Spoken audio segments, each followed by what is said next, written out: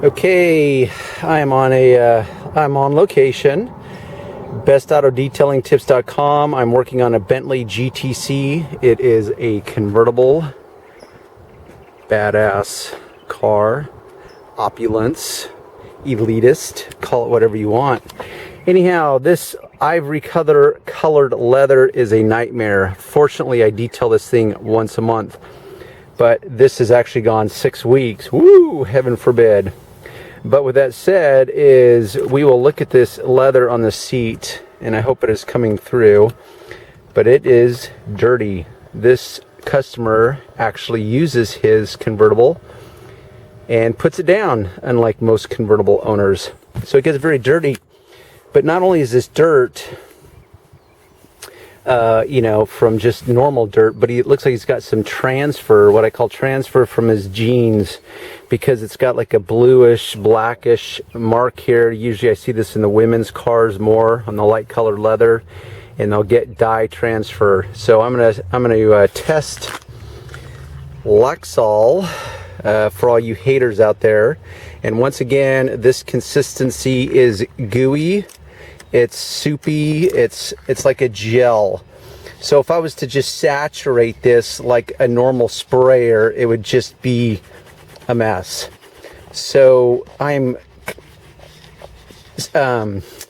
spreading this out evenly, and I'm hoping it shows. But it's like a soupy gel-like formulation. So I'm just using one of my fingers right now. But here's my pad, and I'm scrubbing, and it's actually doing a decent job of removing this transfer and the dirt. Although not much showed up on my cloth, but there wasn't really much there to begin with. So as I've said, and here's another section, and once again, if I was to just give this a full trigger spray, it would just be too much. I mean, right there is... my hand's a mess. There's lots of liquid, but it's gel-like. It's very different than the other spray. So I had people, call it unfair, the comparison, because I didn't spray as much. Well, that's just because you can't tell. And maybe you're speaking out of no experience, because if you did use the product, you would know that it's gel-like, and there's very different consistency than a traditional liquid spray. So I'm kind of suspect of some of these comments that come out regarding this Lexol. And by no means do I say it's not a good product. It serves its purpose, but it's all about appropriate. So my point was originally that if your leather is excessively dirty, this Lexol is not going to cut it. So I still have some dirt going on, because this light colored leather, once again, I sprayed the gel. It is literally dripping, and it's rather a pain to work with personally. But now I'm going to grab my scrub brush and scrub this and try to work out the dirt from the actual seams, which it is working. And unfortunately, it's also revealing that where Johnny Customer is sliding his butt in and out of this, it's starting to get a permanent mark here, which is not a mark. What it's doing is it's permanently wearing the finish off of this tight little edge. Now that's nothing that any detailer can do anything about. That's in the hands of Johnny Customer. He should not be sliding his butt across this. He should be placing his butt onto the seat and then swinging his legs around, because no material is going to be able to last forever abrading it like that with your jeans, your shorts, whatever. So this is, a good teaching point for people if they really want to take care of their cars. So overall, the Lexol performed just fine. Now I just sprayed on some of my Super-Degreaser, diluted down 4:1, and I'm going to now finish cleaning this to the level that I want it to be which is it's going to get these little tiny seams, and it's going to also reveal that yes, indeed, this edge is getting worn off from Johnny Customer. So when it comes to leather, it really can be a delicate case by case, because you can't control what the customer is doing to it. You can only control how much you clean it, what products you use, and so forth.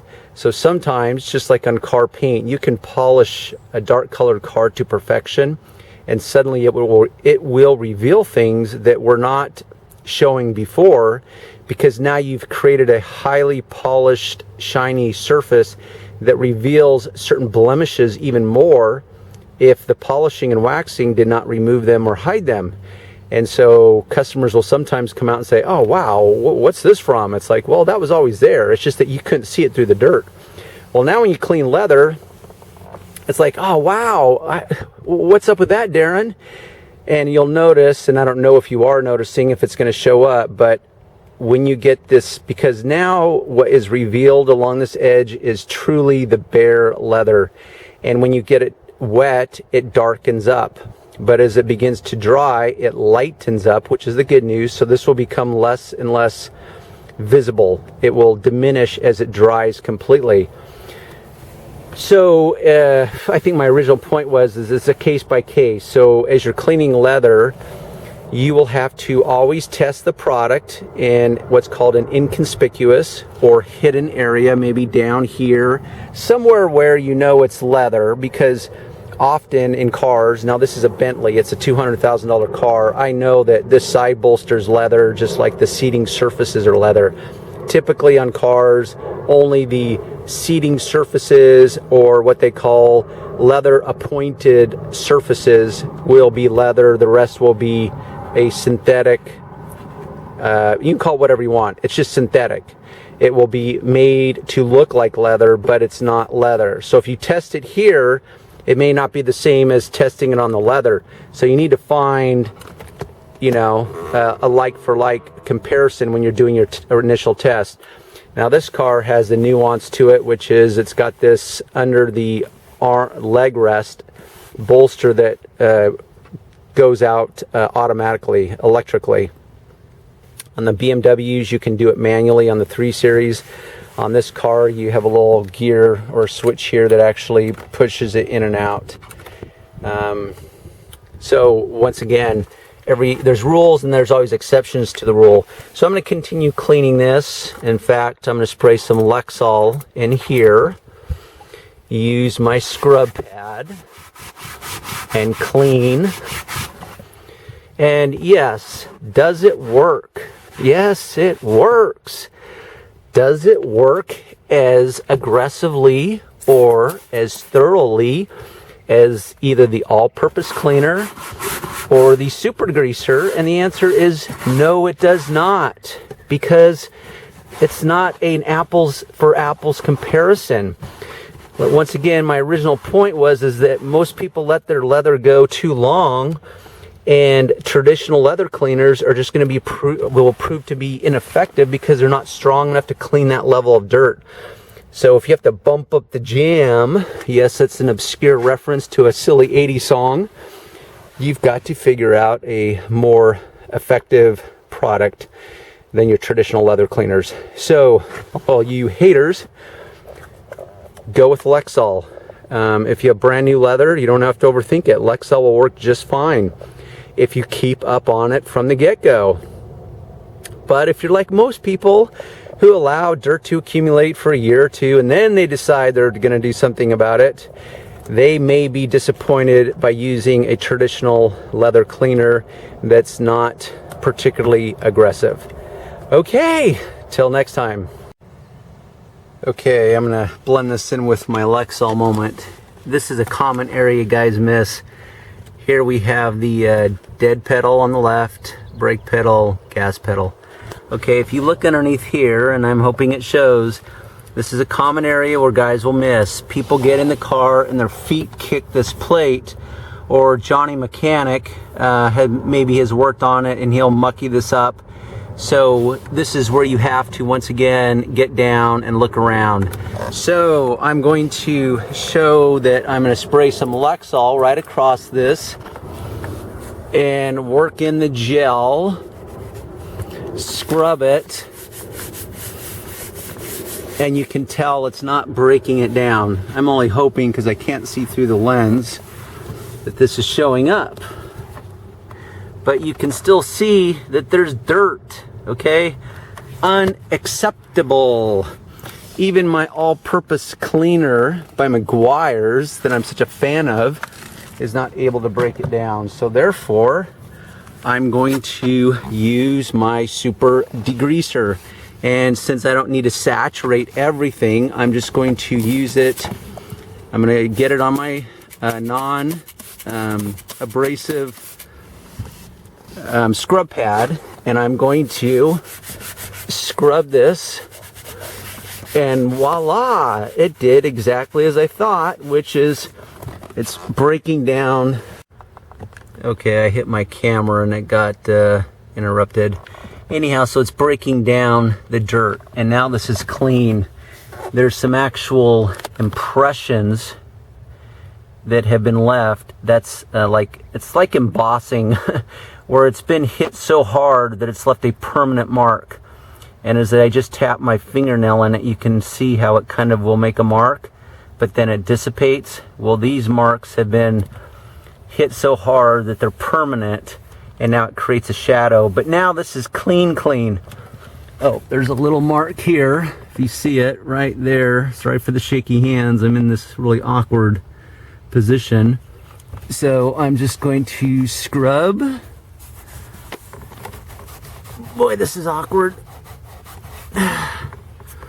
Wipe it up, and bam, Super-Degreaser. This is what I mean. You gotta pick the most appropriate product for the appropriate situation. Not all products are gonna work. So just want to add that little sidebar for the Lexol, because once again, good product, but not always appropriate for the amount of dirt that you're trying to take on. Okay, in conclusion, what have we learned? Well, we learned that Darren does in fact like Lexol. It is a good product. It is appropriate when used appropriately, which means limited amounts of dirt. Next level of aggressiveness is all-purpose cleaner, which is from Meguiar's. I dilute this 10-to-1. That's my all-purpose cleaning. For most cars, that will suffice. Then when I need to bump up the jam, I use the Super-Degreaser. This has been diluted 5-to-1. I use this when these two products, and I don't necessarily use this regularly, I just was demoing it. There's plenty of, this is what I consider a retail grade product, and it's packaged for retail use. So there's plenty of retail leather cleaners out there that they will suffice if you have brand new leather or leather that's not particularly dirty and you use it consistently. If that doesn't work, then you try this. If this doesn't work, then you try this. You always test the area first. Make sure you're testing the material that you're actually wanting the results on, and that goes back to the discussion of leather versus synthetic leather or vinyl. So, least aggressive, mild, and most aggressive, okay? And these two formulations can be custom blended, so you can make this stronger by diluting it to a stronger concentration, just like you can dilute this to a stronger concentration. But this is why I keep various products, and I've got to respond to the situation based on experience, based on you spray, you test, you check for results, and then you either repeat the application or you switch strategies to something either more aggressive or less aggressive. So that's hopefully the takeaway.